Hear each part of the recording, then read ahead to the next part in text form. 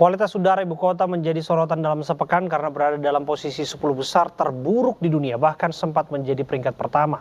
Apa sebenarnya yang menjadi penyebab udara di Jakarta memburuk dan bagaimana solusi yang seharusnya diterapkan?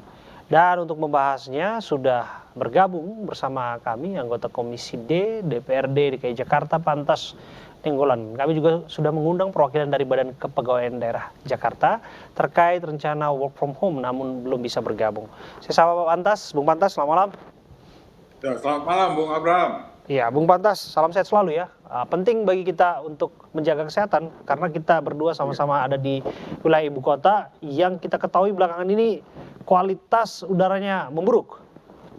Iya. Iya. Meski demikian kita dengar bahwa akan ada rencana untuk WFH untuk pegawai Pemprov DKI Jakarta. Apakah Anda menilai langkah ini dirasa tepat sebagai langkah awal untuk mengatasi apa yang sedang terjadi? Sebagai sebuah langkah awal saya pikir ya harus dilakukan, ya tetapi bukan sebagai sebuah solusi yang permanen.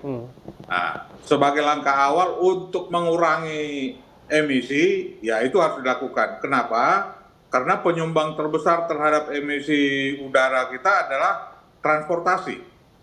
Nah, jadi dengan WFH dan lain sebagainya, ya paling tidak mengurangi penggunaan transportasi dan sekaligus juga bisa mengurangi gas buang ke udara yang cukup signifikan. Kontribusinya terhadap pencemaran udara itu. Nah, jadi saya pikir apa yang tadi disebutkan sudah hampir semua faktor-faktor penyebab terjadinya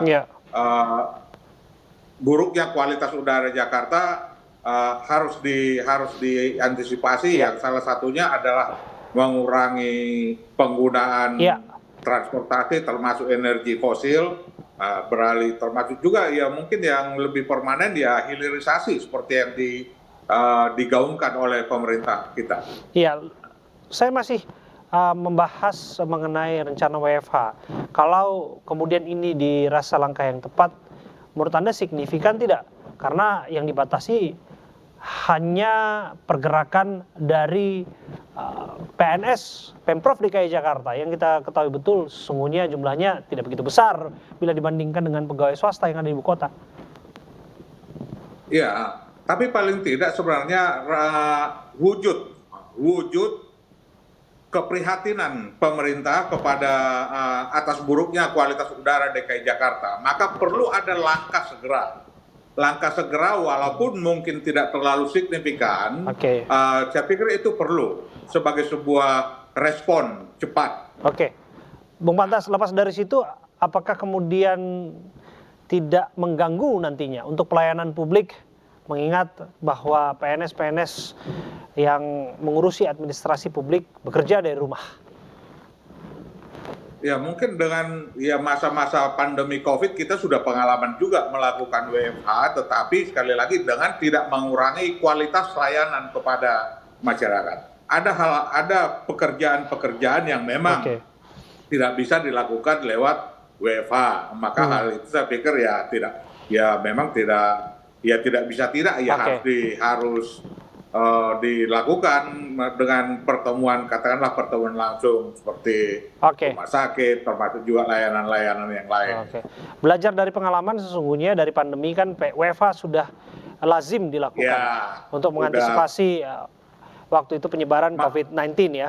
Tapi kalau dalam kasus hari ini kita melihat itu hanya diberlakukan di pegawai negeri sipil, di lingkungan Pemprov DKI Jakarta. Apakah Anda selaku anggota DPRD di DKI Jakarta merasa perlu juga ini diperluas? Jadi sifatnya karyawan swasta tidak hanya himbauan, tapi juga ada aturan yang dilakukan di sana. Ya memang himbauan ya harus dilakukan ya, karena posisi pandemi dengan sekarang memang agak berbeda. Respon kita harapkan respon dari swasta juga bisa menerima saran-saran yang diusulkan oleh Pak Presiden sebagai sebuah keprihatinan. Nah, itu yang tadi saya sampaikan ya, mudah-mudahan dengan respon cepat itu bisa merangsang Iya. pengurangan di sisi-sisi yang lain. Oke. Nah, Ini menjadi serius karena siapapun dalam tanda kutip ya bisa saja terpapar ataupun mendapatkan ya, efek yang buruk dari kualitas udara yang dianggap buruk tadi belakangan waktu ini. Termasuk ini Pak Pantas kita dengarkan dulu mengenai Menteri Pariwisata dan Ekonomi Kreatif Sandiaga Uno yang menyebutkan Presiden Joko Widodo mengalami batuk selama 4 pekan. Menurut Sandi, Jokowi telah memeriksa kesehatannya ke dokter dan batuknya tersebut karena ada pengaruh dari kualitas udara Jakarta. Dalam waktu 1 minggu ini ada langkah konkret karena Presiden sendiri sudah batuk, katanya sudah hampir 4 minggu. Beliau belum pernah merasakan seperti ini dan kemungkinan dokter menyampaikan ada kontribusi daripada udara yang tidak sehat dan kualitasnya buruk. Oke, dari sini penting untuk wanti-wanti disampaikan kepada siapapun Pak Pantas karena orang nomor 1 di Republik ini juga saat ini sudah terdampak apabila disebutkan tadi oleh Pak Sandiaga Uno. Lantas apa solusi jangka panjang menurut Anda utamanya untuk membatasi pergerakan? Kami dengar ada 3-in-1, 4-in-1 dan lain sebagainya. Apakah mungkin juga itu dilakukan? saya pikir segala kebijakan-kebijakan yang dimaksudkan untuk melindungi, memberikan yang terbaik kepada masyarakat, saya pikir dia harus direspon secara baik juga. Nah, termasuk mungkin yang bisa dilakukan sekarang ini ya, kalau kemarin kita sudah cukup akrab dengan masker dalam konteks penanggulangan COVID, maka mungkin untuk sebagai sebuah langkah darurat juga dalam buruknya kualitas udara bisa juga dianjurkan kembali mempergunakan masker. Mewajibkan masker ya? Mempergunakan masker lagi kepada masyarakat ya, karena kualitas udara. Jadi perlu ada warning juga yang begitu. Jadi bukan lagi karena COVID, tetapi karena kualitas udara yang memburuk sambil menunggu upaya-upaya yang lebih progresif dari semua pihak untuk bisa memperbaiki kualitas udara kita ke depan. Ya, terima kasih Pak Pantas Nainggolan, anggota DPRD DKI Jakarta sudah memberikan masukannya dan tentu saja evaluasinya terhadap apa yang dilakukan oleh Pemprov DKI Jakarta. Upaya untuk mengatasi dan memitigasi kaitannya dengan polusi udara yang terjadi.